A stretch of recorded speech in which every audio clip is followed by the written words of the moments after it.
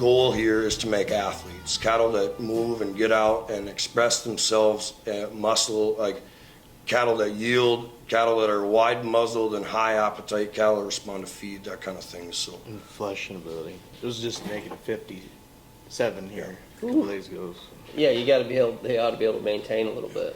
Yeah. Well, some exterior fat, you know. I mean, no offense, but the Packers don't want any.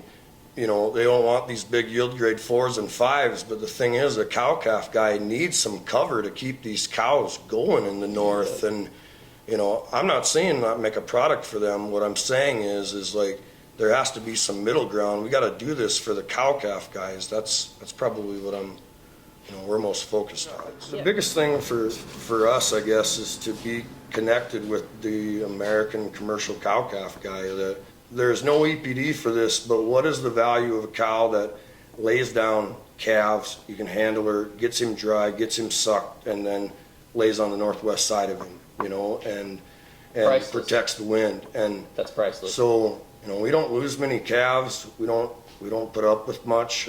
I still think preg rate makes the world go round.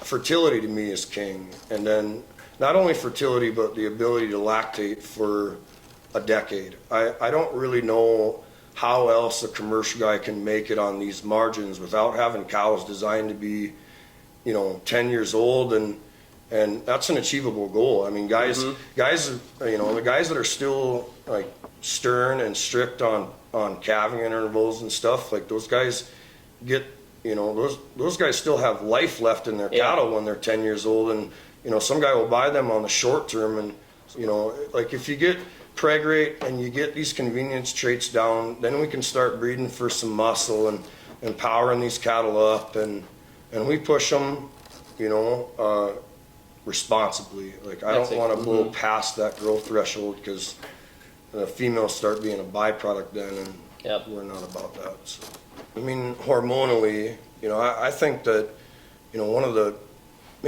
issues, or one of the things that I think we should be coherent about is, you know, this emphasis on marbling. And you know, there's a lot of research out there that says that extreme marbling is antagonistic to reproduction. Our favorite bulls typically do not scan the best for marbling here because they look like bulls. Yeah. You take the nuts out of them, that's a different thing. You'll grade choice every time. That's right. But you know, you want a bull to look like a bull who's got crest and muscle dripping off his shoulder and a big hip. Them bulls got to have testosterone. They can't look like a cow. And like I said, I don't care if you buy bulls from us. I just, like, if you're buying bulls and you're keeping your own heifers, these are some of the things that I think are really important to talk about. So. I agree.